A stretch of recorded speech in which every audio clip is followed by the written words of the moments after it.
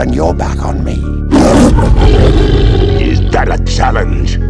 You either die a hero, or you live long enough to see yourself become the villain. White folks are nosy. They have specials. Nosy specials. Why does a bee make honey? You ain't a bee. Why do you give a fuck? With the further consolidation of hip-hop by the powers that be, the case for Houston record label 1501 Certified appears to be on the receiving end of industry muscle and social media backlash. Warning: the Federal Communications Commission has determined the following content to be emotionally harmful. Snowflakes should not view this content under any circumstances, even if supervised by a G.I. Joe, Navy SEALs, Army vet, or someone with good common sense.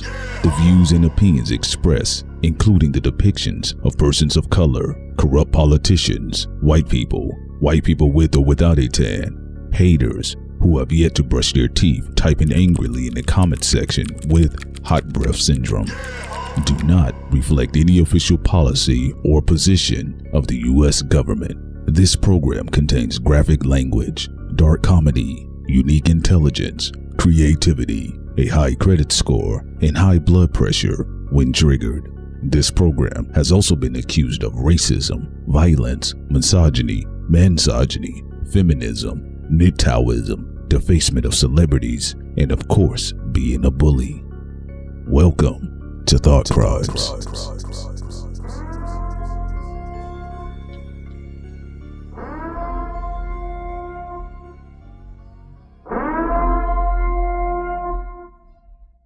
The moves by Houston rapper Meg Thee Stallion may have been a part of a grand chessboard with the assistance of Roc Nation.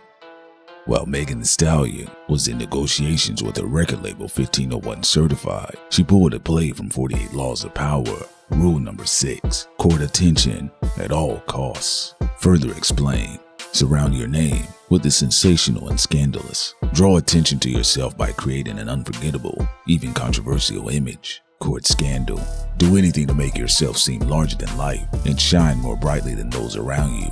Make no distinction between kinds of attention. Notoriety of any sort will bring you power. Better to be slandered and attacked than ignored. And at the beginning of your rise, spend all of your energy on attracting attention.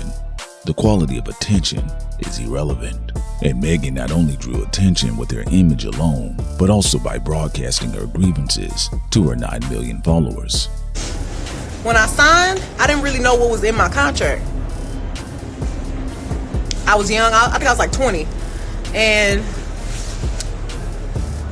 I didn't know everything that was in that contract. So when I got with Roc Nation, I got management, real management. I got real lawyers. And they was like, do you know that this is in your contract? And I was like, oh damn, that's crazy. No, I didn't know. So I'm not mad at 1501. I wasn't upset because I'm thinking in my head, oh well, everybody cool, we all family, it's cool, it's nice. Let me just ask some niggas to renegotiate my contract. Soon as I said I want to renegotiate my contract, everything went left. Like, it just all went bad. It all went left. So now they're telling the bitch that she can't drop no music. It's really just like a greedy game. Like, it's really just real greedy. Wasn't trying to lead a label. Wasn't trying to not give nobody money that they feel like they entitled to. I just want to renegotiate some shit. I'm not a greedy person. I'm not a person that like confrontation. I'm not a person that's a bitch. Like, I work with everybody and I'm nice and I'm real family oriented. But niggas gonna be niggas. And they gonna be greedy and they gonna be shady. And I see the shit that people be, that, you know, that can't be saying about me. And I'll be like, damn, well, since you got so much to say, why you just won't tell them? Why you mad? You mad because I don't want to roll over and bow down like a little bitch and you don't want to renegotiate my contract. Niggas be like, oh, yeah, they made Meg Thee Stallion. Meg Thee Stallion was Meg Thee Stallion before I even got over there. I've been rapping, been freestyling, been doing me, been Meg. And right on cue, the media took notice and ran scandalous headlines against 1501 Certified Entertainment. The move served more than one purpose. Meg was now incorporating the public's emotions to force the outcome of the negotiations behind the scenes with Carl Crawford, her label head, or at the very least, apply pressure. And being able to have the public drag the little-known 1501 Certified label served as a plus for Meg Thee Stallion. Carl Crawford has stated that many of Meg's 9 million followers on Instagram have been spamming his profile and DMs. Even though Carl Crawford and 1501 Certified Entertainment had been issued a restraining order from blocking any new music being released by Megan, he has not been banned from voicing his opinions and sharing his side of the story. Carl Crawford has used the platforms of Slim Thug's The Connect podcast, Beehive ATL, and some other media outlets as well to get his side of the story out, including Instagram. And to his credit, even though the narrative in some spaces of the media has centered with her celebrity rising and a powerful entertainment company behind her such as Roc Nation, Meg Thee Stallion still has a majority of the power. And as Carl Crawford began to get his side of the story out, even through an outlet such as Billboard, Meg Thee Stallion began to reiterate her original narrative and now her official album campaign for Sugar. She first made a brief stop by the Ebro in the Morning Show, Angie Martinez, and then First Take. And while on First Take with Stephen A. Smith, Max Kellerman, and Molly, she highlighted the mistreatment in the industry of many women. Meg Thee Stallion has been able to weaponize her womanhood in the business area of the music industry, at the same time giving many of the women who follow her a sense of empowerment. Whether you feel it's authentic or not, it appears to be working. While Carl Crawford has not been silenced, he is, however, largely displaced from being able to elevate his narrative to larger platforms, which many happen to reside on the East. Jay-Z stands as the figurehead of Roc Nation, while Desiree Perez serves as the sitting COO. Roc Nation is fastly consolidating cultural real estate and entertainment, and P. Diddy has proudly supported the Roc Nation brunches. And Diddy himself launched a music cable network, Revolt, and one of the larger platforms that allows for power players and artists of the industry to speak for and about themselves is The Breakfast Club, which happens to simulcast on Revolt. And with Roc Nation's industry pool, Meg Thee Stallion will have an endless access to platforms where she can control the narrative. The same can conceivably be said about Revolt, and with the likes of The Breakfast Club. It is clear, with the flooding of pro-Meg Thee Stallion articles, ads, YouTube commentary, and interviews, the campaign rollout for her album Sugar had already begun. Carl Crawford, however, has recruited the assistance of Houston legend and music mogul J. Prince. Historically, J. Prince's involvement in most situations in the music industry has usually leveraged power in the favor he is standing on. However, in this case, something different happened. His reputation was used against him.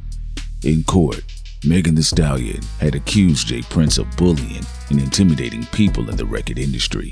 Roc Nation has in the past been accused of being tied to federal authorities, and a narrative Damon Dash has also shared as well. Is there a possibility that Meg Thee Stallion insinuating that J. Prince has operated criminally within the music biz?